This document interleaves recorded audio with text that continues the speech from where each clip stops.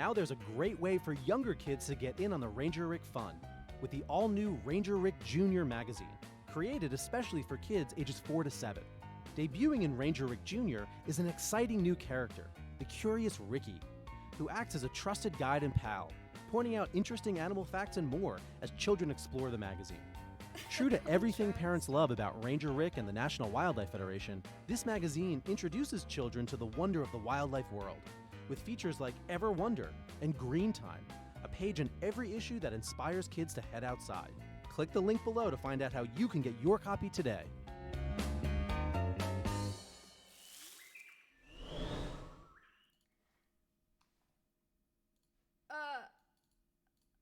Yeah, I knew something was gonna go wrong today. Hold up. What the heck? Why is it working here and it's not working here?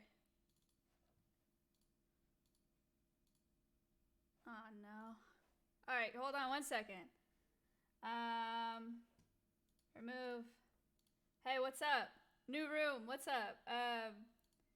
Copy. Full cam podcast, paste. Yo! Hey! Alright. Crowway with the $10. My alerts are broken. What a terrible day for Lock to not be available. Okay, so I'm a little confused here, because I believe there was a $25 donation in the intro, and there was just a $10 donation from Crowway. So for now, or until this is fixed, you're quiet. Hello? Hello? Can you hear me? Is this better? All right. For now, I'm going to... Too loud. For now, I'm just going to read the donations out on my Stream Elements stash until my alerts get fixed. I'm hoping that can happen without Lock being available today. We will see what happens. But we got $24.50 from Conch and $10 from Crowway. Thank you guys so much. Welcome to the podcast. Welcome to the new room. This is my new streaming room, folks. I got set up yesterday. I have a new camera. I have a new desk. We got a couple more donations that came in. Koopa Steve with $77 and 77 cents. James Harden with $5. I don't know what's going on here, folks. Chubby Devil with $10. Thank you. I know the room looks super empty. There's nothing in it yet. I just moved in here. I also know that it's just a lot of white, but I'll put more stuff in it. Oh my gosh, this is just broken. We got another $11 donation. Zooey with $11.11. Warber with $20. Again, Chubby with $10. James Harden with $5. Thank you. Okay, there's an alert. So my donations are just not working. Dang. Mitcho with $25 and Tipsy Nomad with $50. Okay, let me tell you guys what we're fundraising for and who we're talking to today. Today we're talking to Dr. Soloman David. He's an aquatic ecologist and assistant professor. And he studies gars. So someone says, what is gar? Yeah, we're going to learn about that today. I'm super excited. So there are 7 species of gar. We're going to talk about their conservation. We're going to talk about why they're so cool. This guy is obsessed with gar. Oh, why is... Okay, there's a $10 in here. And my alerts are showing up in my feed. Okay. Oh! Okay, here we go. All right, $105.61. $203.38. All right, it's a little backed up. We're moving. Okay, so today we're talking about gars, okay? We're even gonna meet some today. Zooey, thank you. All right, all the donations are coming in. I've already thanked them. And at the same time, we are raising money for Ranger Rick magazine. I know those 2 intro videos there was a stark difference between the two. So Ranger Rick magazine is really cool and really special to Soloman because it's what inspired him to be interested in GARs in the first place. The National Wildlife Federation publishes 3 magazines for kids, and it inspires kids to love wildlife and to be interested in different species. So that's who we're raising money for today, which is really, really important. We all know how important it is to get the next generation into conservation and into loving wildlife. So please turn the mic a bit or your volume up. Is the audio okay? We are going to run into a couple hiccups today, guys. This is my first time in this room, so bear with me. Is it better? Still low. I don't think Locke told me not to touch these. What about now? The same? The same?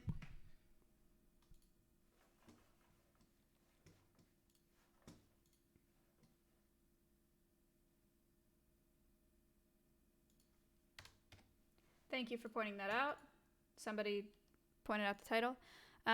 Just have to go to max volume. This is maxed out. Okay, so we'll adjust that later.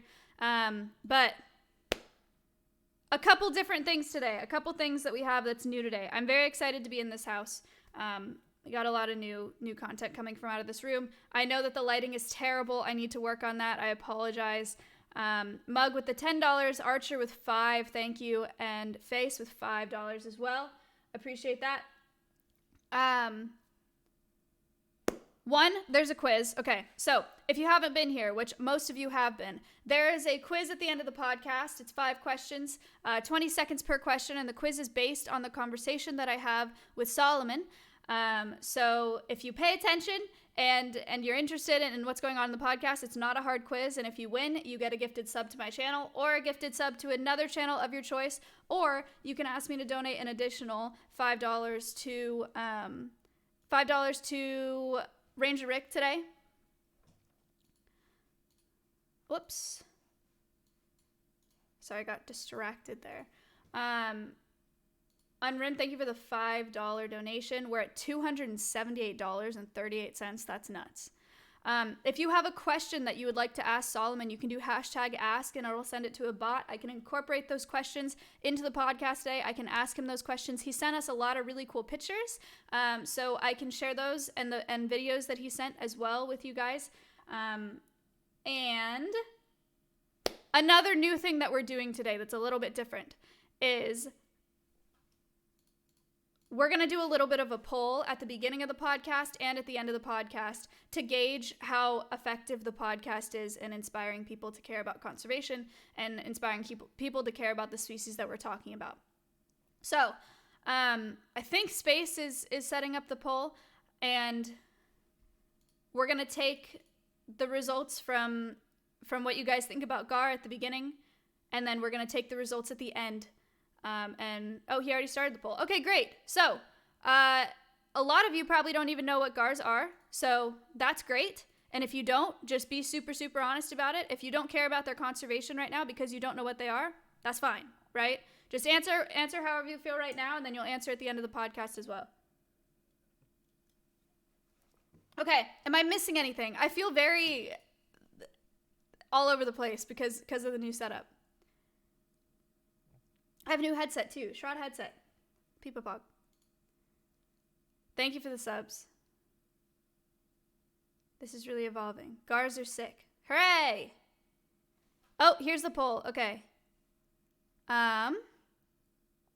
Great. So we're at 57% neutral. So that's a 3. 22%, 1, don't care. And then 6%, 5, extremely important. And the question is, how much do you care about the conservation of GAR? So we'll let this poll run a little bit. Peepo Pog said, okay. Am I missing anything? I know I already asked that, but I feel like I always say things that I have not yet said. No. All right, we're good. Again, if you have a question throughout the podcast, do #ask followed by your question. Nothing fancy, just #ask space, like not space, but like a space. And then whatever question you have, you can type questions in chat. It's just likely that I won't see them. If you'd like to donate today to Ranger Rick, you can do Command Org, and it'll take you to their website if you want more information. There's a panel where you can donate. If you want to go and follow Soloman on Twitter, you can do Command Guest, and it'll take you to his account. He does really, really great science communication via Twitter, like a lot of our guests do. Jude with the $20. Thank you so much. Okay, great. I will be back in a couple minutes with Soloman. Thank you, chat. Thank you for the sub.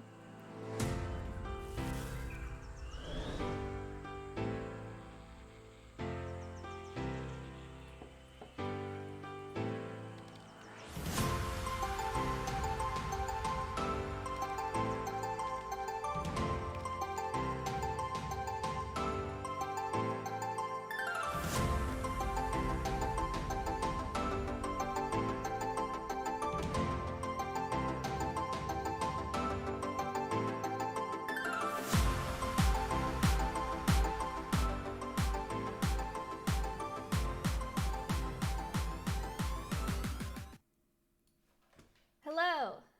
Hello. All Thanks for the intro. Oh, of course. It was such a mess. I'm sorry that you watched that.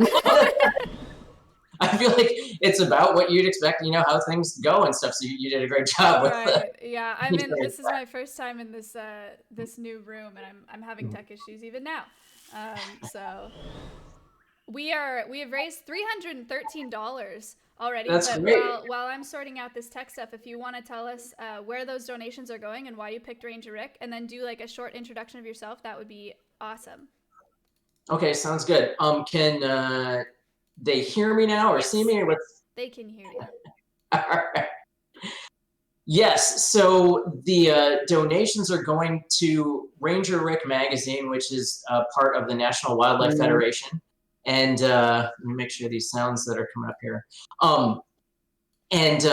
They do a nature magazine or a series of nature magazines for kids. I think the overall take-home message is that they help to inspire the next generation of conservationists, of naturalists, just the next generation in general, interested in nature, getting into the outdoors, and being interested in conservation and wildlife. So it's important to me. I like to think that it's important to all of us when we want to think about caring for the planet and taking care of the biosphere that we're all part of. So yeah, that's why I chose this organization.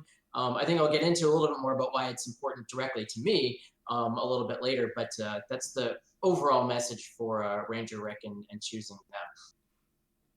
Very cool. I played that little intro video and said a little bit about him, but that's a great magazine, and I love you have a pinned tweet about your article in the magazine. We'll talk about that a little bit later, but it's really, really cool. This is what I'm talking about. Okay, and then if you want to tell us about yourself and what you do and what's behind you as well, that would be awesome. Sure.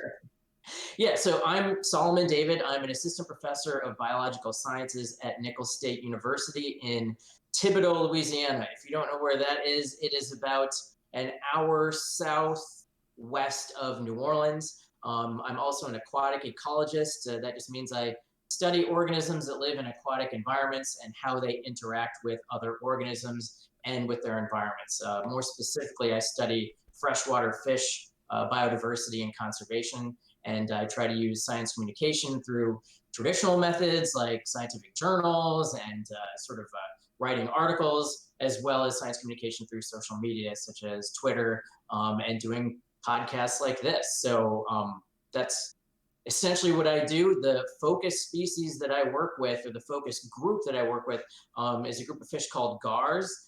They're sort of an ancient lineage of fish. They kind of are sometimes considered primitive fish or ancient fishes or sometimes living fossil fishes because the gars that we see alive today look a lot like their ancestors that we see in the fossil record. And their lineage has been around for over 157 million years. So that's the late Jurassic period. They're older than the Tyrannosaurus rex and are some of our favorite Cretaceous period dinosaurs. So they're these, to me, these really cool looking animals that look like aquatic dinosaurs. They have these elongate bodies. They look like essentially an alligator with fins instead of legs. That's how I would give my general description of them. They do look like that. That's a good way to describe them. We did a poll, like I mentioned to you at the in the test call, of how much do you care about the conservation of gar on a scale of 1 to 10, just to let you know. And the result of the poll was 50. I think it was 58% neutral, and then the next one was that they don't care, that they don't know what they are. So hopefully we can change some minds and change some opinions about that throughout the podcast. Riz tipped $5, health points with $15, Chateau with 20, Emla with 10. Thank you so much. We're at $363.38. Okay, and what is it that you have behind you? Yeah, so behind me, I'll kind of move to the side here, is an aquarium that actually has all 7 species of gars in the Really? tank. So Wow. there's 7 species that are alive today. They're found everywhere from southern Canada down to Costa Rica. Different species are found in different locations. But yeah, these are some that are from my research. Some of them are pets. They all kind of live at home right now as they require larger spaces, which gars inevitably do. They get scaled up into larger enclosures. But right now, there's a spotted gar right here. Above that is a Florida gar, and there's a juvenile alligator gar right behind that there. So they'll probably be making some cameos as they kind of shift over to the screen or to that side of the tank over the course of the podcast. That's awesome. Because the spotted gar we can see so well, and it's so cool looking. I figure we should just start going through some of the photos, and I see a couple spotted gar photos. Cool. Here's one. It says number 3, so spotted gar, Louisiana Bayou. Yeah. I think that shows effectively, where they live, at least typically down here. How cool is this? Okay, and then there's spotted gar jaws. So these are predatory fish. Yes, and so I guess I'll go by which images that you're showing there. Yeah, okay, I can see it now on the stream. So yeah, gars tend to live in slower moving waters. They live in bayous and backwaters, sort of sluggish type, again, slower moving water. But they can live in larger river systems and to an extent faster moving water. But they're not typically found in the same type of water as salmon might be, which like faster moving water. They're what we call ambush predators. So as Maya said, they are predatory fish. They usually will sort of sit and wait for prey to come along. And when they come along within range of their jaws, they do a quick side swiping of the jaws and they grab whatever prey item that might be. It's usually going to be fish. They adjust the fish in their jaws to swallow it head first. And then they go about their business either to their next meal or to, maybe rest for a little bit. So they make use of those teeth pretty effectively. And they're not like piranha teeth, which have a sort of cutting edge to them where they can tear off chunks of whatever their prey type might be. They're made for grasping and holding, kind of like the teeth in a snake. Mm-hmm. So it's mainly made there in the jaws to sort of keep the prey from getting away, and they quickly adjust the prey in order to swallow it head first. So a gar isn't going to be able to swallow anything wider than its jaws, and even a gar about this big, I'm kind of showing maybe about a foot long, maybe more, probably has jaws only about that wide. So they're not going to come after people or anything like that. Yeah. Is this a spotted gar that's in I think it's your profile picture in a lot of places, but it's you holding one? Yeah, that's actually a juvenile alligator gar. Oh. So they look pretty similar. If you were to look at them by the snout, not so much head on. The alligator gar has the shortest and broadest snout out of all the gars. One of the other gar species at the other extreme is the long-nosed gar, which has kind of a redundant name. You've got this really long and skinnier snout, and then you've got the short-nosed gar. There's the Florida gar, the Cuban gar, tropical gar. I think I named everybody in there. So, but they all have these long snouts, kind of like if you think about crocodiles or alligators, it gives them extended range when they're kind of going after different prey types. Got it. So tell me how you got so into gar. Because you love them. I love following your Twitter account because you're so enthusiastic about them, and there's gar puns everywhere. He's like the gar guy. Can you tell me about how you got into it? Sure. As a kid, I was always interested in what I like to call creatures. So bugs, snakes, maybe the animals that people aren't typically as crazy about. And so I was into wildlife, and again, these more unusual creatures, usually the ones that have a little bit that garner a little bit less attention. And of course, I was interested in dinosaurs. And so when I moved from North Dakota to Ohio, some neighborhood kids, had similar interests. They saw I was interested in these creatures. They gave me some old issues of Ranger Rick magazine. Mm-hmm. And I was flipping through them one day, and I flipped to the middle of one of the old issues, and something caught my eye. It was actually this illustration of these two little turtles. I was into turtles a lot at the time, and but I kind of zoomed out my perspective, and the feature of that article wasn't these two softshell turtles. It was actually this giant fish that spanned both pages, and it looked like an alligator with fins instead of legs. And this was an alligator gar, and Ranger Rick kind of introduced me to alligator gars.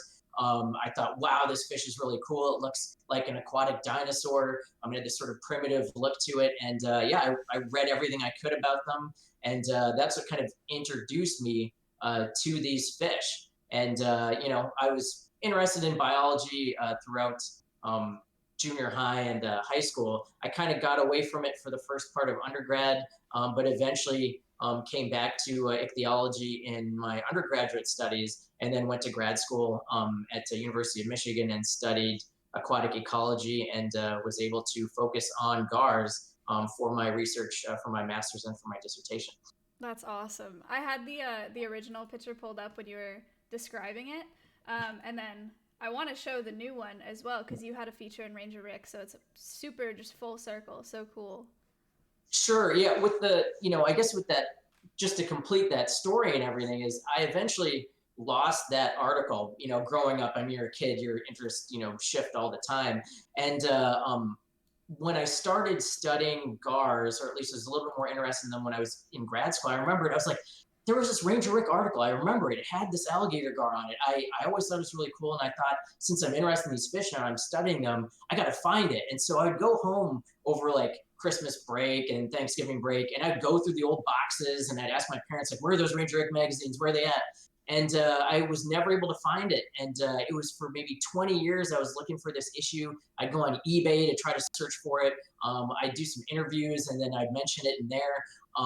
The Chicago Sun-Times even put it in an interview that I gave, saying, look, Solomon David really loves gars. He's looking for this old article from Ranger Rick. I tried everything that I possibly could. And it turned out, when I was doing a postdoc at Shedd Aquarium in Chicago, I was working on a blog post about gars, and I was checking Twitter, and this is where social media comes back into it. I checked Twitter, and it turned out that it was National Raccoon Day. So National Wildlife Federation popped up on my feed, Mm-hmm. and I thought, oh wow, I remember National Wildlife Federation. That's Ranger Rick. That's why the raccoon was there. That's the mascot for Ranger Rick. And so I decided to tweet at them. After all these years, I never really thought to approach them on social media, but we'd sent emails. Friends had tried to get in touch with them, and we weren't successful. And I said, Ranger Rick is what got me interested in gars. I've still been looking for this issue that I saw as a kid. And so I went to bed that day, shut everything down. The next day, they tweeted back to me, is this the issue? Is this the illustration that you've been looking for, for all this time? And I just couldn't believe it. It just blew my mind. And so, How it cool. kind of came full circle there. They gave me an issue of it. And as you referred to, just this past year, I was able to write an article for Ranger Rick about gars, and kind of hopefully get this next generation interested in these really cool fish. That's so neat. What a great organization. So Gugler tipped $5, Jude with $10, Riz with $5. So we're at $378.38 raised for Ranger Rick and National Wildlife Federation. Okay, very cool. So we've had a ton of questions that have come in, and we'll probably go back to some of these photos as they come up, but I want to start answering some of the questions because there are a lot of good ones. A lot of them are about you mentioning that they were primitive fish. So Bolts Live asked, are they related to dinosaurs? Well, that's a great question. They've been around as long as some dinosaurs, but they're not necessarily related. If you think about things, when we think about the evolutionary tree and the tree of life, how things are all related, all animals are connected and have a distant sort of relative. They have a common ancestor, but they're not too closely related to dinosaurs. That's a broader evolutionary question. Dinosaurs, modern day birds are a branch of one branch of the dinosaur sort of family tree, but all vertebrates kind of have a common ancestor. So I would say not closely related. Technically, you could say they're related because all vertebrates and all living organisms are related, but they're not too closely related. Got They it. do have this sort of prehistoric appearance to them, and they haven't changed much since dinosaur times, which is one of the things I think makes them cool. They found a plan and they've kind of stuck with it, and it's worked for them for over 150 million years. Nice. Void just tipped $121. Thank you, Void. Raptor tipped $5. SMK tipped $30. Thank you. So a similar question. Then Oxlade asked, are alligator gars related to alligators? Another great question. They aren't closely related. Again, I'd use the same answer I did for the dinosaurs and that sort of a relationship there. So they're not closely related to alligators really in any way in terms of their evolutionary history, except for if we look at them with something called convergent evolution. This basically means that you've got different organisms, could be different animals, that are doing some similar things, and they come up with the same sort of idea, same sort of body plan. Adaptations have led to this sort of body plan independently. So an alligator has a long snout, and they're able to eat different prey types with that long snout. Gars, very similarly, it gives them an extended range, and therefore they can, feed with this sort of extended range underwater. Now, alligators have much stronger jaws. They've got a lot of crushing power, whereas alligator gars, it's more for grasping and holding. They're not big biters. They're not going to crush their prey or anything like that. Got it. But if you were to look at a crocodile or a crocodilian called a gharial, they have these really long snouts, and they're specialized in eating fish. And you see that with long-nosed gars, which are specialized in eating fish. So you can kind of think of it as animals that have kind of come up with the same body plan idea, just they came up with the idea independently via evolution and adaptation. Got it. Very cool. I just pulled up a picture of a gharial. That makes sense. All right. And then speaking of that long snout, Moist Factor asked, how big do gars get? And there are lots of similar questions about how big they can be. So the alligator gar is the largest of the gar species. They can be as small as the short-nosed gar, which maxes out at maybe right around 3 feet long. So that's going to be relatively small. But the alligator gar can grow over 8 feet long. There's anecdotal evidence that they got to be close to 10 feet long. We haven't seen alligator gars that big in a long, long time, but we do occasionally see ones that are, over 8 feet long, and they can weigh over 300 pounds. So they are, sort of 300 pounds. Big, yeah. They're some of the big game animals of North America. So they're gigantic. That is incredible. It might be a good time, Maya. I was going to show a visual aid of that just to give you an idea here. Okay, great. Here we go. This is the skull of an alligator gar, and this thing is about 2 feet long. Just the skull alone. Oh my gosh, that's and you amazing. can kind of see the teeth that they got in there. Yeah, those teeth are so interesting. I mean, how many rows of teeth? The alligator gars and members of the same genus have two prominent rows in the top, in the upper jaw, and they've got one prominent row in the lower jaw. But if you look, they've got a lot of tiny teeth there too. And I mean, it's a pretty solid skull. I mean, it's rock solid there. But so this skull is over 2 feet long. The fish itself was just under 8 feet long, and it was estimated to be about 48 years old. And I believe it weighed, I'm trying to think, it was over 200 pounds for the weight of that fish. I'd have to look back up for that. But we use that as sort of our demonstration classes and other things. So the short answer is they can get pretty big. Yeah, that's a fantastic teaching tool. That was so cool. You said 48 years old. What is their lifespan typically? There are a couple questions about that as well. Yeah, we believe that alligator gars can live for over 100 years. So we're still finding out more refined ways of estimating their age. But with a lot of fish, the way that we determine their age is we look at something called an otolith, which is an ear stone.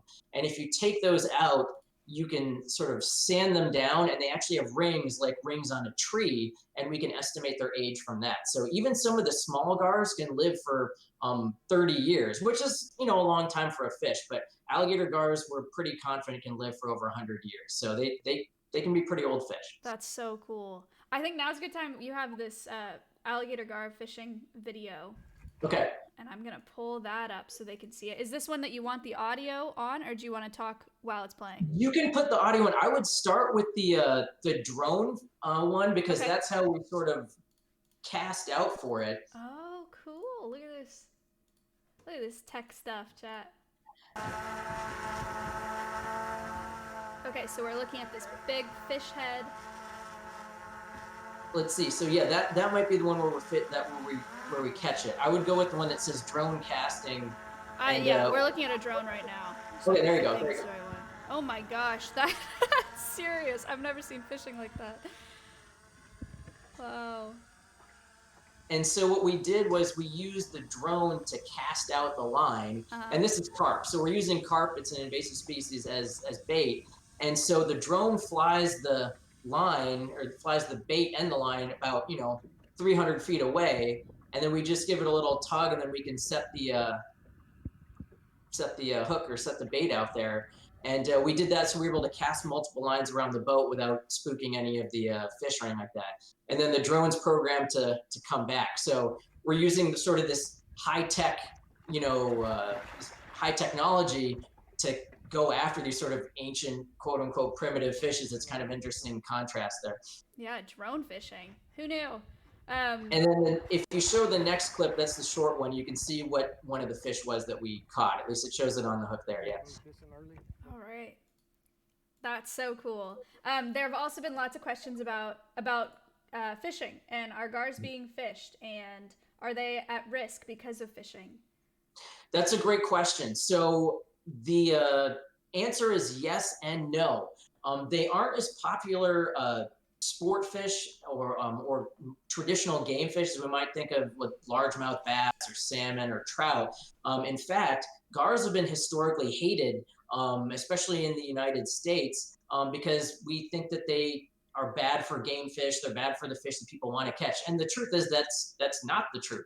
It's not the case. Alligator gars are important predators, important components of native ecosystems. They actually work to maintain balance in a given ecosystem, whether that's a river, a pond, or a lake.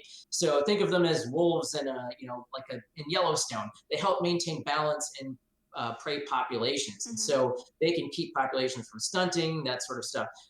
So they unfortunately are oftentimes fished, but they're bow fished, and they're just kind of cast off to the side. So they're usually shot and thrown up on the banks. If you were to Google images of bow fishing and gar, they're not used the same way we would if you go fishing and eat what you catch. That's a great way of doing it with its hunting and fishing.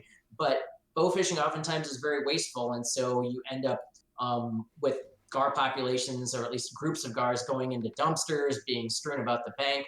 But there are conservation efforts now to change that to more have more conservation-oriented fishing, especially catch and release. What we were doing there in the videos was catch and release, and that's how we can study the gar populations. It also provides funding towards fisheries and fishery management.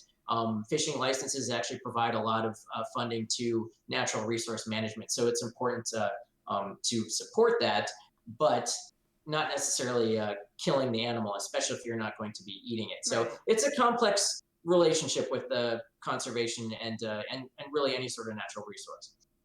Okay, and Dr. Ishmael asked, are there any protection or conservation programs in place for gar? Yes, in some places. Texas is doing a great job with very progressive regulations on alligator gar. It's also one of the most healthy populations of alligator gars are found in Texas, also here in Louisiana. In Louisiana, we don't have as many regulations on alligator gar populations. In other places where they used to be found, Oklahoma, Arkansas, even up into Illinois, they do have some more protections because those populations have been decimated to an extent via eradication efforts, but really it's habitat loss that is one of the biggest problems for gars anywhere. Draining the wetlands cutting off rivers from the floodplain that they need to spawn at. Whenever you cut off an animal from its spawning grounds or its reproductive grounds, you're going to, create problems for those populations. So Right. there are regulations. They are considered endangered or threatened, certain gar species in particular states. But it's been pretty piecemeal and it can be a lot better. And that's one of the things that we hope to do with science communication opportunities like this, is showing that these animals are valuable components of native ecosystems and they do need more conservation protection. Right.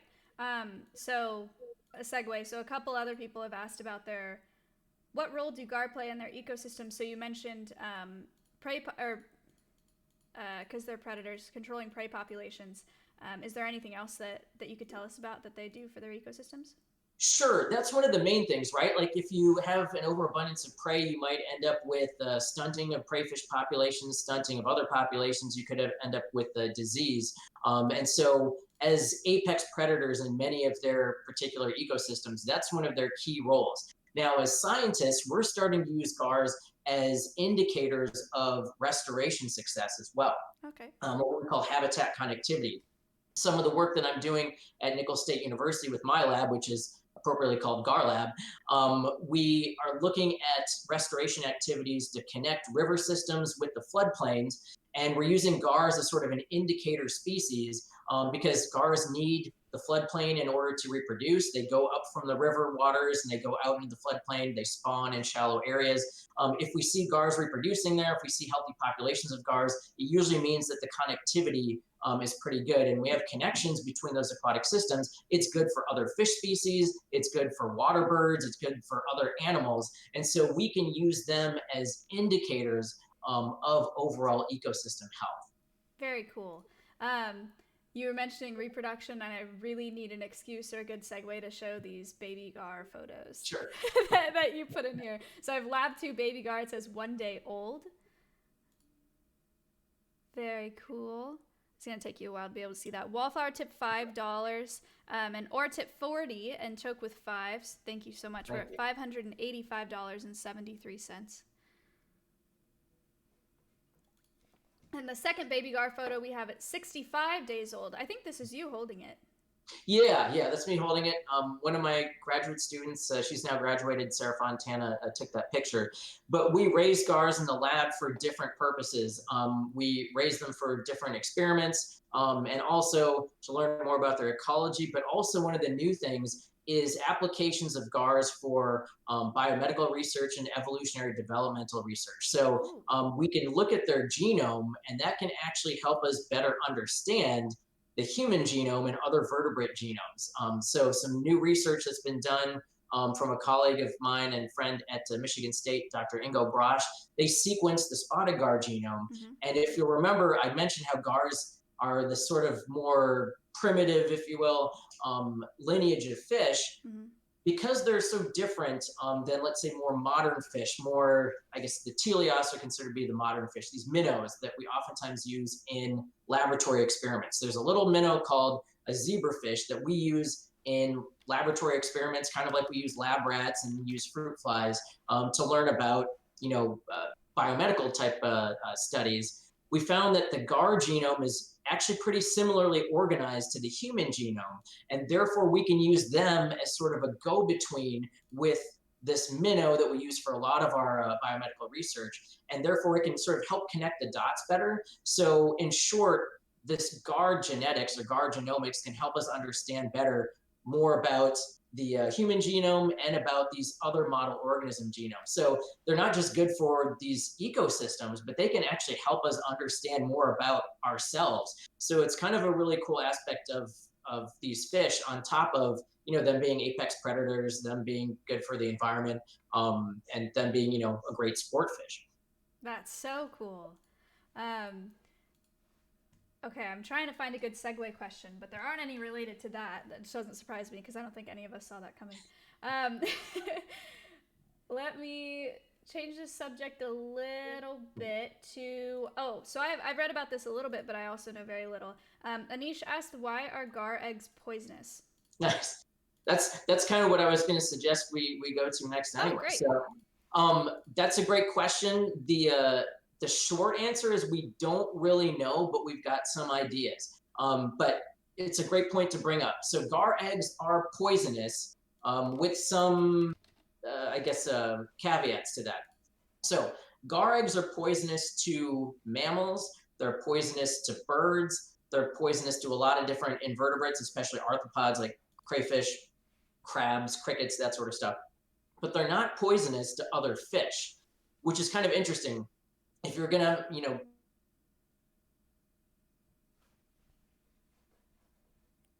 Oh, chat, can you still hear me?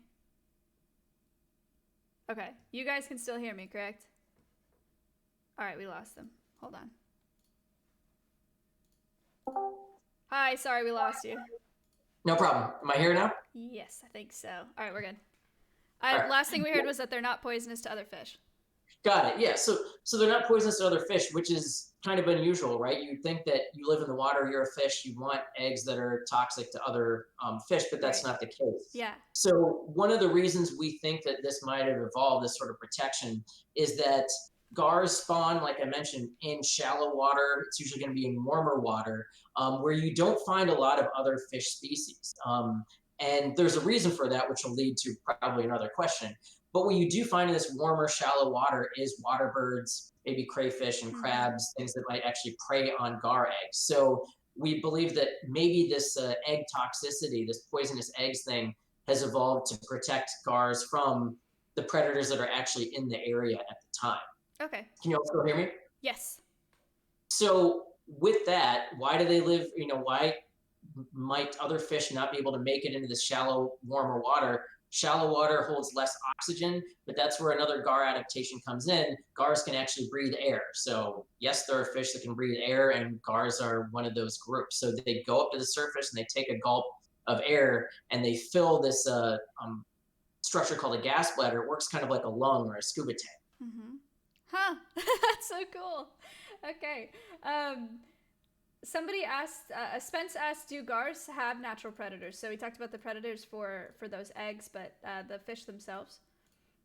Yeah, it depends on the species. So once a gar gets to a decent size, like even a spotted gar can grow to over 3 feet long. Once they're that size, there's very few natural predators that they would have. Alligators would probably be one of the few natural predators that could eat a larger gar. But if you're a 8 or 9 foot alligator gar, the only predator you really have to worry about is humans. But other than that, they don't have too much to worry about. Smaller gars, maybe in the 1 foot to 2 foot size category, birds will take them down. Great blue herons, cormorants, but that's about it. I don't think it was you who tweeted. Somebody tweeted this photo series. I think it was Jason Ward. He tweeted this photo series of a great blue heron eating this baby crocodile. I don't know. Did you see those photos? Oh yeah. Oh my Great blue herons gosh. they're merciless. They will eat anything that can fit down the gullet. That was like the craziest thing I've ever seen. Okay. JJ tipped $20. Said air breathing fish. Woo. Somebody then, because of that, asked. Anish asked, "Can gars travel on land then?" No, that's a great question because some fish can, right? There's a fish called the snakehead that can do that. There's a fish called the lungfish that can survive on land for a little bit, but they don't necessarily travel over land. Gars don't travel over land. They can survive in really shallow water, even if it's just mud with sort of a thin film of water on it. But really, they need to be in the water. Now, if a gar were to be, on land, either it jumped out of a tank or it got dumped somewhere, they can survive for a pretty long time on land, but they're not going to use land to travel over or anything like that. Okay. Thank you for the question. Great question. A lot of really great questions. Thank you guys.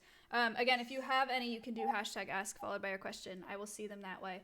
I want to show this last video that's called Garvana because the footage is so cool and it goes underwater. Do you want to explain to us where this comes from? Or... Yeah, so for my 40th birthday, my wife, Casey David, planned a trip for us to go to Florida. And Florida has a bunch of these springs, and these springs have super clear water. I've always wanted to go there. And gars will actually congregate in some of these areas. And so this video is actually from my actual birthday, my 40th birthday. And we're kayaking, and below the surface, just tons of gars just hanging out. These are Florida gars and longnose gars. The manatees had moved out, but the manatees also use these springs. But you can just see them kind of hanging out there. And I was really excited. If you end up posting it where they can catch the audio, I was kind of losing it with my We excitement. can hear a little bit. This is like your heaven. How cool is Yeah, that? yeah. People are, by the way, people are very surprised that you said 40th because they think you look much younger. I appreciate it. Wow, how cool is that? That water is insanely clear. That's so Oh cool. yeah, and it's at a state park. That's at Blue Springs State Park in Florida, but they've got a lot of great state parks. So with the sort of spirit of Ranger Rick, I'd encourage people to get out to those places when travel is safe, of course, and experience those things. You don't have to swim with the gars. I did that on my birthday. I did actually hop out and swim with some big long-nosed gars that day. But there's also manatees there and a lot of other cool animals, and you can go kayaking and canoeing. But it's a really cool system out there. That's so cool. Vonker tipped $94.27, so that got us to $700 flat so far, which is awesome. That's a good question. So Connor asked, how often do they reproduce? It depends. So most gars will reproduce every year, but it's just one time a year. Alligator gars in some populations and in some habitats, if they don't have the right flood waters, like if the water levels don't get high enough, they won't spawn that particular year. But in other systems, they will spawn pretty much every year. So it depends on the species, it depends on the condition. Another cool thing, since I mentioned alligator gars and spawning, the alligator gar populations that live closer to the coast, like the Gulf Coast, they will spawn usually on an annual basis. But it brings up another point. Alligator gars and a lot of other gar species can live in freshwater and in saltwater. So they're kind of this super durable fish that can, tolerate full saltwater. And can breathe air and live in water. No wonder they've been around so long. How cool. Okay, let's see. People have asked. Okay, so another good question. I lost it. Oh, here. The triple asked, has studying gars changed the way you think about eating fish? And maybe can you give us any advice on sustainable consumption? Because we Sure. No, I think when you study biology, and of course if you study fish or any particular organism, you might think more about consumption of that organism if it's something that people consume. But I've had gar before, alligator gar, spotted gar, a couple different species, and it actually tastes really good. So I think about that when we think about hunting for gar, bow fishing. If you eat what you take, then at least you're making use of that resource. It takes a little bit more to process gar because they've got this armored exterior. They've got these ganoid scales, and their scales are made up of a component very similar to enamel. You think about enamel, that's the hardest substance that our bodies produce. And their scales are basically made of this similar type substance. So they're covered in these armored scales. So if you fish for gar, you kind of need tin snips or some crazy tools to get through them, as opposed to other fish where you can maybe use a fillet knife and that sort of thing. But to get back to that question, gars are important food fish in the southern United States and also parts of Mexico and Central America. In those places, it's as culturally important as salmon is in the Pacific Northwest. So it's a big food fish.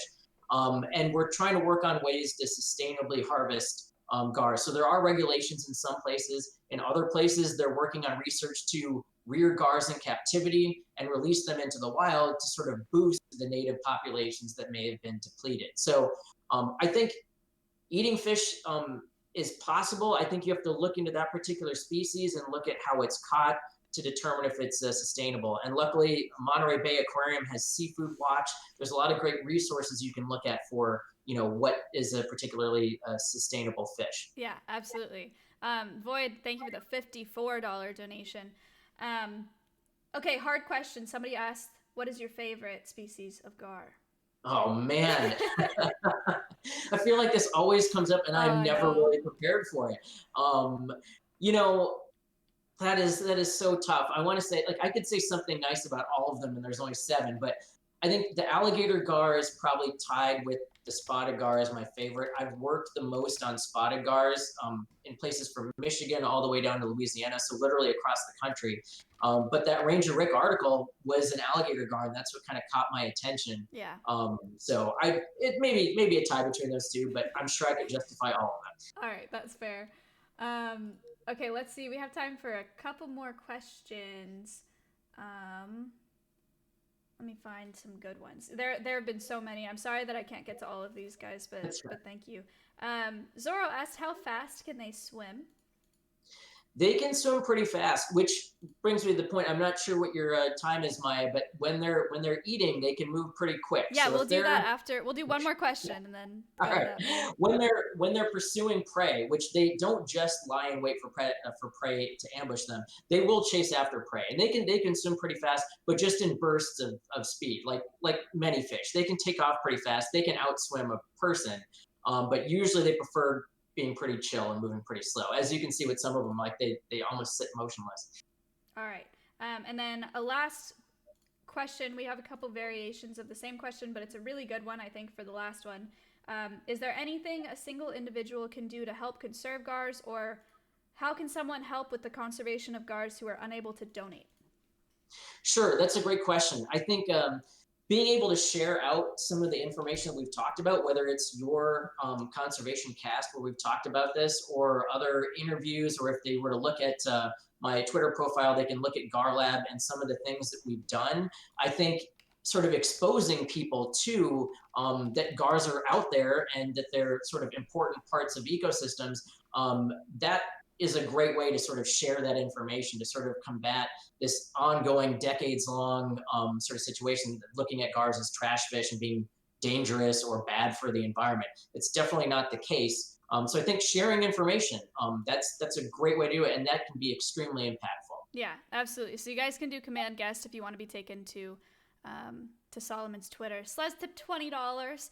We're at $774 flat. Okay. Would you like to get to the fun stuff? I told them I haven't said anything to my chat, but okay. I think they'll be very excited. Danny tip $15.93. Thank you so much.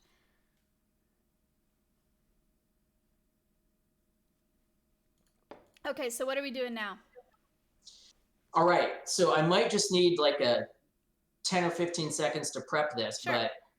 But so in order to maybe demonstrate kind of like how gars feed, I thought it might be interesting to, show you them eating. Now, I'm going to be feeding them frozen shrimp. I'm going to drop some into the tank so you kind of see how they eat. They have sort of this quick strike. They'll usually swim with the food for a while before swallowing it whole.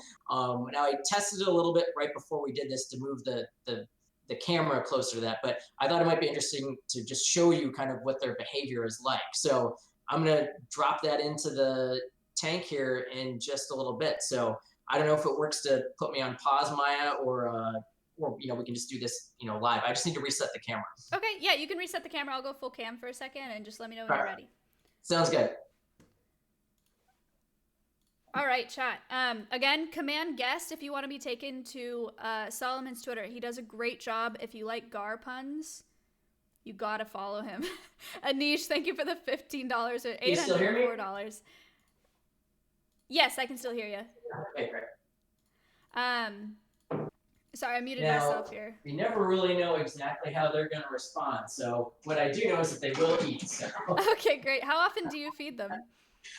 Usually maybe once a week, give or take. They don't really require a whole lot food-wise, especially during maybe colder times of the year.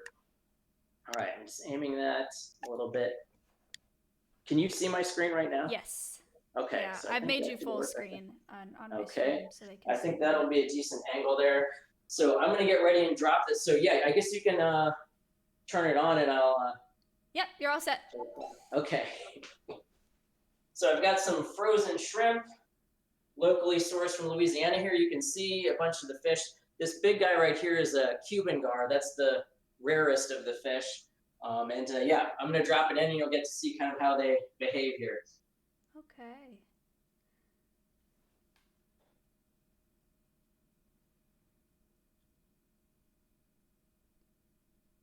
Oh my gosh, look at that. They're pretty aggressive. Now they'll pick up the food off the bottom and kind of swim around with it.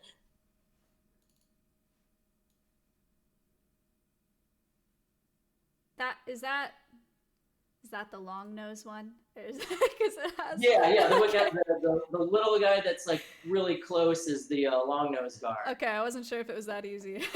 Yeah, it's one of those things in scientific names where it actually works out pretty well, where the name's as obvious as you might expect. Right. Oh, we just So he saw kind that. of uses his jaws like forceps in picking up the food yeah. off the body. How cool. Look at this one.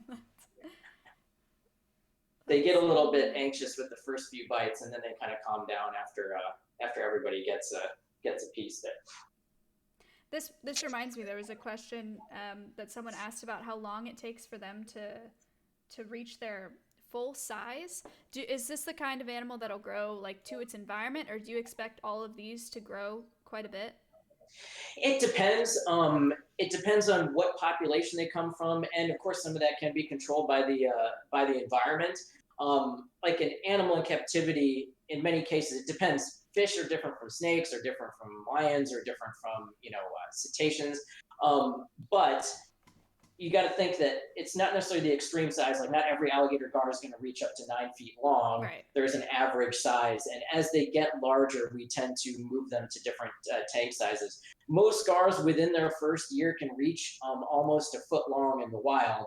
We've seen in captivity they'll grow at a little bit slower rate.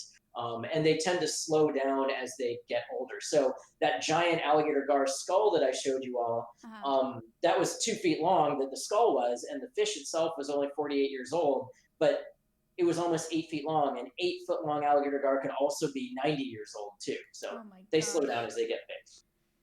That's crazy.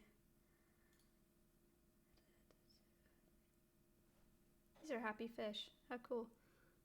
Someone said, dang, they just swallowed that thing whole. Yeah, it's really cool to watch them eat. I think because of the way that their mouths are, you'd kind of expect like a shredding situation, but yeah, they kind of do a side swipe and they swallow it whole, which is why people sometimes are concerned about gars or like alligator gars. Are they going to attack people or anything like that? They're not going to attack anything they can't really eat.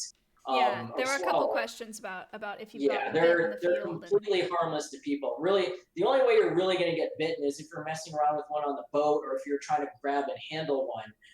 But they're not going to come after you or anything like that. If you're swimming in the water, an 8-foot alligator gar is still going to leave you alone.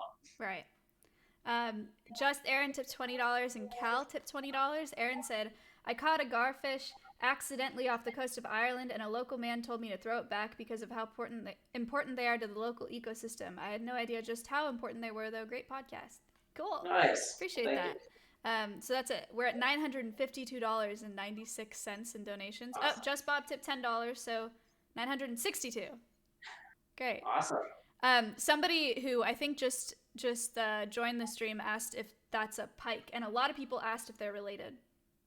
So that's similar to my answer to the alligator and the dinosaur question. So they are more closely related to pike than they would be to alligators or to dinosaurs, but they have a similar body plan. A pike has a long snout, kind of a duckbill snout, and they've got the dorsal and anal fins set further back on the body, which is what you see with ambush predators. So it's a similar body plan, but gars tend to be, they're an older lineage. They diverged much earlier than pike did. So they're still a fair amount older by millions of years.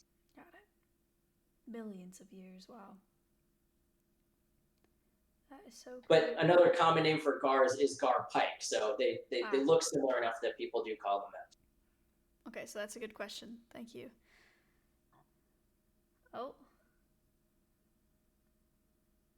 So do you primarily or only feed them shrimp, or do you feed them other things in this tank? Sometimes they'll feed them frozen fish. It just depends. Pandemic situations have made it a little bit tougher to go and get other types of food. But luckily we're in Louisiana. There's no shortage of shrimp or anything like that. Right. Yeah, that's great. When they're growing up, we feed them live food, so it might be minnows and that sort of thing, because it takes time to train them onto eating non-live food. Oh, okay. Interesting. And you can let me know when you want me to switch back. Okay. Porsche tipped $5, said, I love gar, my favorite fish. Good. You're at the right place then. Guys, if you're just joining the podcast, we're raising money for, you can do Command.org if you want to be taken to the website, for the National Wildlife Federation Ranger Rick magazine. And we're talking to Dr. Soloman David, and we're looking at his garfish, his gars. How cool. Okay. Yeah, if you want to change back, we'll close up here. But that was awesome. Thank you so much for setting that up. It makes a big difference when they actually get to see what we're talking about, you know? That's what I figured, you know, and it's not a fish that you might always see, Right. you know, every day. I see them every day, but not everyone. Yeah. Okay, very cool. So, oh, and Devil Tip $5. So we're at $972.96 today. Thank you so much for coming on. We've had this in the works for a long time. we've been going back and forth trying to get him on the podcast. So this was amazing. Thank you. Thank you so much for having me. Yeah. I will do this. We'll redo the poll, and I'll send you the results of, you know, if people change their minds or how much people learned. We're also going to do a short quiz based on the conversation we had today. So we'll see how much they learned throughout the podcast, and I will send you some of those statistics when the stream's over. Awesome. Okay, well, thank you again. It was so nice to meet you. And I will... Great to meet you too, and thank you. Yep, I will contact you on Twitter after this. Sounds good. All right, see ya. Okay, bye. Garfish! Anish tipped $28. That got us to our $1,000 donation goal. Thank you so much. Right after I hung up. Shoot. Okay. Chat. Brilliant questions. I've said it before, I'm sure, but the questions that you guys ask absolutely carry the podcast. JCK, thank you for the $3. It carries the podcast. It makes the conversation much easier. It makes my job much easier, but it's also so important because it's just like a great way for you guys to interact and to get your questions answered. So I know I can't answer all of them, but I try to go through them and do as many as I can fit. Those photos that he shared were also great. I love when guests do that. We're going to go right into the quiz here. So the way that the quiz works, if you're new here, 5 questions based on our conversation today. They're not necessarily hard questions. We're going to do the poll after the quiz. If you were here throughout the podcast, you're going to do just fine. The way that you win the quiz is by getting the most... Oh my gosh. Get Shroud headphones. That's crazy. I feel like I'm in a whole different world once I took one of these off. So the way that you win the quiz, they're backwards? Really? Oh my gosh, they are. The way that you win the quiz, Belgium, thank you for the 2 months, is you have to get as many questions right as you can the fastest. So you have to be a fast clicker to get to win this quiz. If you win the quiz, if you're not already subbed to my channel, I will gift you a sub to my channel. If you are already subbed, I will gift you a sub to a channel of your choice anywhere across Twitch, or you can ask me to donate an additional $5 to Ranger Rick magazine today, or the National Wildlife Federation. I have to set up the quiz, so it's going to take me a couple minutes just to enter everything into this extension. If you don't know how to set it up, anybody can participate on the quiz, even if you're on mobile. And this will show you how. I will be back in a minute so that everybody can participate. Here we go.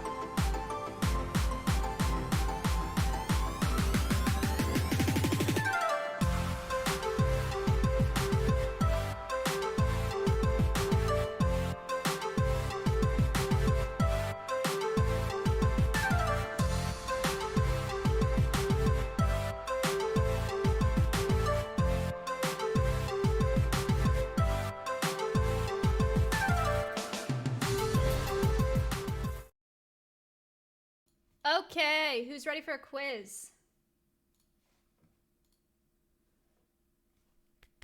Earth Eclipse with $55 said, Dr. Soloman changed my look on GARs. That's wonderful. Thank you so much for the donation.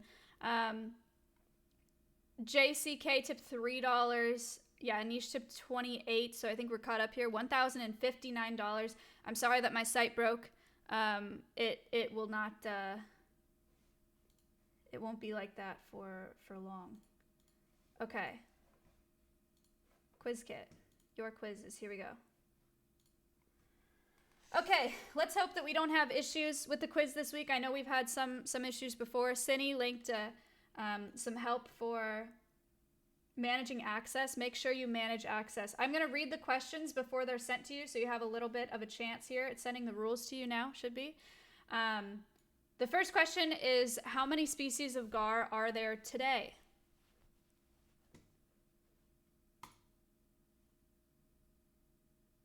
Are there 2?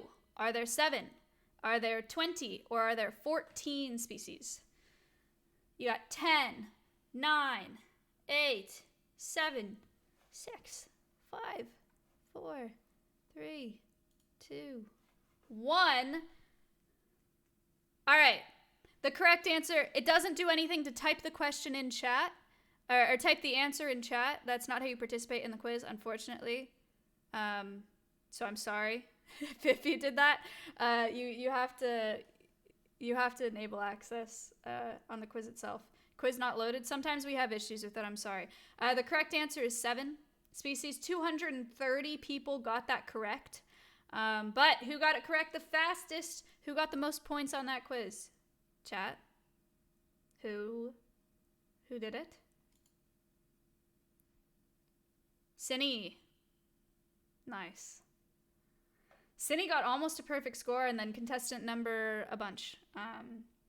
Again, if you haven't enabled access, then that's why your number is showing up like that. But sometimes the quiz is not working, so it may be on their end here, and I'm sorry about that. The next question is, which gar is the largest of all of the species?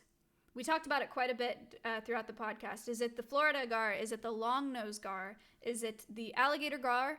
Or the spotted gar? The quiz has been broken for a month. I know, I'm sorry, that's out of my control. It's an extension. It's not my program. 3, 2, 1. Sleeping Smurf picked the wrong one. Oh no.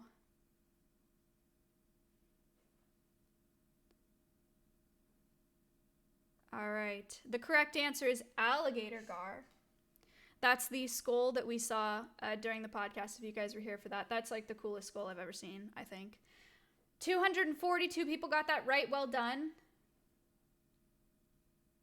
Well done, well done, well done.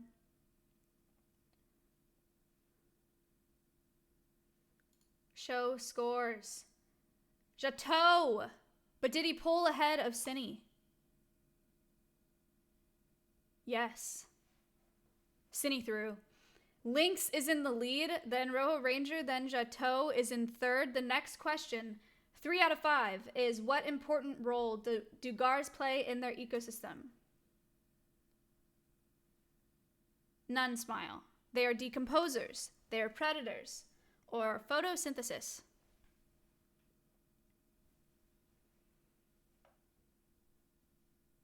Seven, 6. Squid was too slow. 3, 2, 1, 0.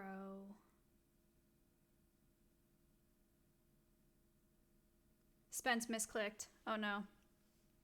The correct answer is that they are predators, so that they help control prey populations. And Solomon also mentioned that they use them as an indicator species to see how well the environment is doing. 227 people got that correct. Well done. What up, Slick? Toon got nearly a perfect score, followed by Lynx and then Pyro. Lynx is in the lead, still followed by Chateau, and then looks like Shambit.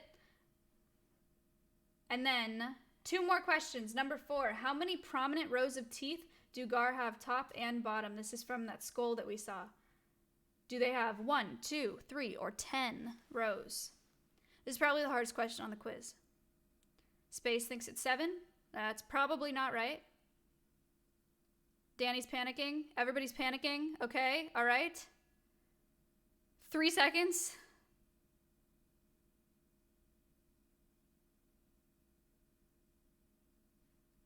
I'm holding it, Chuck. The correct answer is 3. Did I announce our new podcast team member? I think I did on my normal stream, but I should on this stream as well. 133 people got 3. I did. Okay, great. Yeah, Space Voyage is now on the podcast team. He's been helping with the podcast for a while, so it's about time. But yes, everybody, people clap. Welcome, Space Voyage. 133 people got that correct. Who got it right the fastest? 1 Cram, Fat King, and Remez. Dibs is somehow in the lead, and then Side Ramen is climbing up, and then Remez. Okay, the last question. This is your only chance to pull ahead if you're not already Dibs. Dibs is in the lead. How often do gar usually spawn? No, that's not the question. That's not the question. Sorry. How many years are gars believed to live? That's the question. 5 years. 10 years, over 100 years, or 30 years.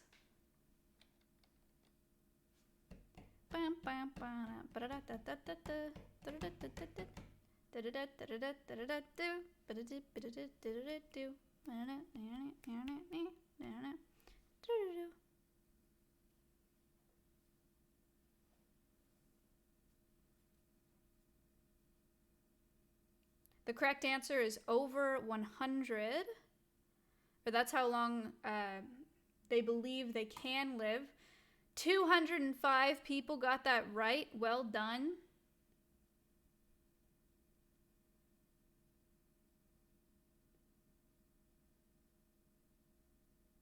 Show final results. Drum roll, please. Sparu Diana came out of nowhere. All right. And then Dibs, and then Side Ramen. Okay. Someone with the name came first. That's sick. Okay.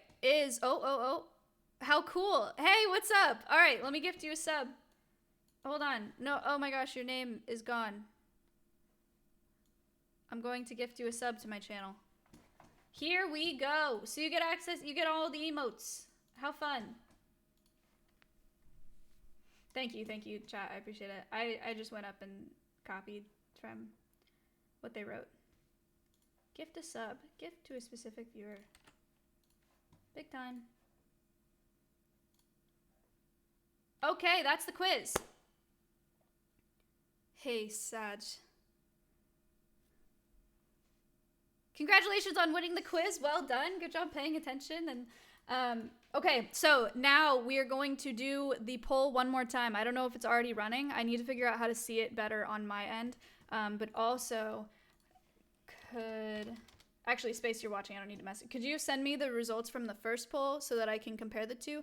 Hey, Zippy, thank you for the 5 gifted. I appreciate that. Is this a class? No. No, you don't have to participate in anything, but we are learning. Did you guys learn some stuff? I learned some stuff. Thank you, Chuck, for writing the quiz questions. Helps me out a lot. Yes, Smile. Yes. All right, here we go. Here is the second poll. And it is, it's looking better. It is looking a lot better. Let's go. All right, amazing. So when we did the poll at the beginning of the podcast, the question was, how much do you care about the conservation of gars? 58% said 3 or neutral.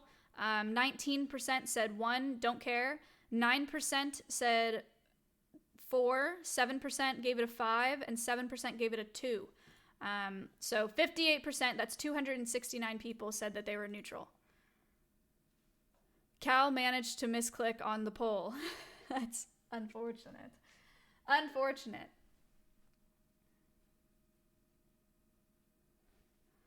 All right, try not to misclick on the poll. We're trying to make a measurable a metric, a measurable metric for this podcast. So don't mess it up, Cal. Actually streaming from a closet. Let's talk about that while the poll's running. What do you guys think? Is this bigger than you expected? Because this is a massive closet. I think it's kind of cozy. I like small spaces. Like, I feel like this is all that I need. You know, like I don't need anything bigger than this. If I had a room like Matt's, I would feel so uncomfortable. I just feel like I don't know what to do. It's too much. It is cozy, and I'm gonna make it more cozy. Oh, also fun thing while the poll's running. Look at this. Ow. This. Okay, can you just see it on the floor? Do I have to show you? This is a perch for Orion. So the perch is gonna go here. You get me?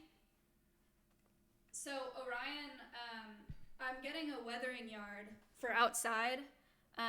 So he'll be outside if the weather permits, if it's nice enough for him to get out, to get sun and be outside. But if the weather's not nice or at night, he'll be in here on the perch. So he'll be on stream. I have a cute little sign thing that I'm gonna paint, and I'm gonna do Commando Ryan. So if people are new to the stream, that they don't come in and they're like, "What is that a falcon?" on the wall, you know. But yeah, how's the animal room going? A couple updates again while we're waiting on this poll. Housewives podcast tomorrow. I think 6 p.m. Housewives podcast tomorrow at 6 p.m. CT. Big time. That's part of the reason that I moved my setup here, so I could be kind of cozy and do that. The dog run, or the dog yard, is being finished today. I meant CST. 6 p.m. CT.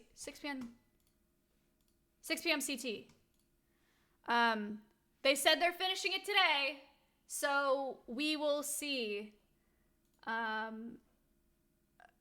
Hopefully within the next couple days, the dogs will be here and I will be moved in. The poll has ended. This is exciting, guys. Okay. How much do you care about the conservation of gar? At the beginning of the podcast, 58% of people were neutral, and then 19% said that they don't care. At the end of the podcast, 56% gave it a 4. 20% were neutral. 14% said it was extremely important to them. 8% said that they don't care. And 2% gave it a 2. Let's go. We love GARs. That's wonderful. Thank you, guys. I do appreciate you participating in that. That helps me out a lot. And I like having something measurable for this podcast. I know it does a lot, but it's important to be able to really see it. It means a lot to me. So I will be live tomorrow. I'll go live before the podcast. I'm free flying in the morning with my sponsor. So I'll be doing that, and if all goes well, then I should be able to go live at if we're going live at 6 p.m. CT, I should be able to go live at 3 or 4. Headset on backwards. I thought I just fixed it. Dang it. Why do I naturally do that? Okay. I don't have a bounty tomorrow. Why so early? I figure I'd go live before the Housewives podcast, so I can react and talk about the nonprofit. The business plan is done. I have some stuff to show you. We got a logo. Not necessarily a finalized logo, but I'm kind of okay with it being a final logo. We have some facility concept drawings. We have a lot going on. Done with the business plan. It is all written out. So I have a couple people reading over it today and editing it and telling me what they want to fix. And I'm hoping to be able to send it out to potential members of the advisory board tonight, so that I can get them involved and get them a good idea of what's going on. I called an attorney yesterday. She texted me during the podcast. So I'm talking to her. And I wasn't sure if I was going to talk to you guys about this because I don't want to get your hopes up. But I'm just, I'm including you in as much as the process as possible. I'm going to look at a property. I'm going to look at a property on Sunday that I really, really like. And I don't know how fast we're going to move on it, but I've been talking to a realtor and I talked to a lender about getting a loan and whatever. And I said, I want to start talking to you about this, but I'm going to be super patient. Like it's a 3-year plan, but if the right property comes up, I'm willing to move on it, because the sooner I have a property, the sooner I can start developing. So I'm going to look at a place on Sunday, and I will keep you guys updated on how that goes. But yeah, 3-day plan, 3-month plan. This is not a 3-year plan. I mean, it is, but it's going to move faster than 3 years, which I'm really pleased with, because I'm just so excited about it. So tomorrow I'll talk to you guys more about the nonprofit. I have an ambassador list worked up as well of species that I think that I want, and I'll walk you guys through the business plan. I'll maybe show you some pictures of the property that we're going to go look at, just because it's really cool. And yeah, we'll talk about all that tomorrow. Twitch is an untapped reservoir for doing good. Yes. Oh, look. Hi. What's up? I wasn't sure if you'd still be watching. Everybody peepo hey to Soloman, or David in chat. Great. So I will talk to you guys more about the nonprofit tomorrow. Again, there's lots of new stuff. I've been moving so fast. Hey, you got a sub. Thank you. I've been moving really fast, and I have a lot to tell you, and I'm really excited, but I'll save that for tomorrow, because this is the podcast. Wonderful episode as always. I just am blown away every week by guests that we have that are so passionate about what they study. It is contagious. So I love this podcast. This was a great one as well. I will see you guys tomorrow. I'm trying to think if I'm missing anything else. We're at $1,059.82 today for Ranger Rick Magazine, National Wildlife Federation. So hopefully that'll help them to inspire some more kids to be interested in wildlife and to be explorers. Very cool organization, a little bit different from the ones that we normally fundraise for, but I love that. So thank you if you donated. Thank you if you asked questions today. The questions are wonderful, and I'm so glad that you guys get to participate in this as much as I do.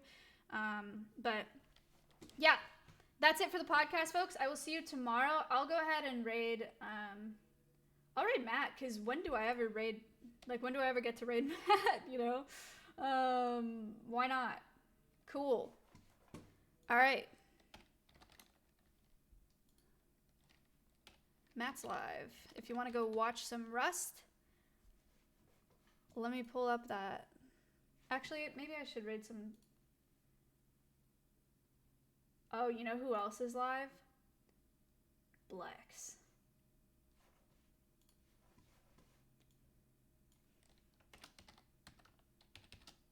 Let's go. All right, we're gonna raid Blex. Let me get that outro video here. All right, I'm gonna play the outro. Thank you for watching. Thanks for being here on the podcast. Go say hi to Blex and be nice to him. All right, I will see you guys tomorrow, mid to late afternoon, probably. Peace.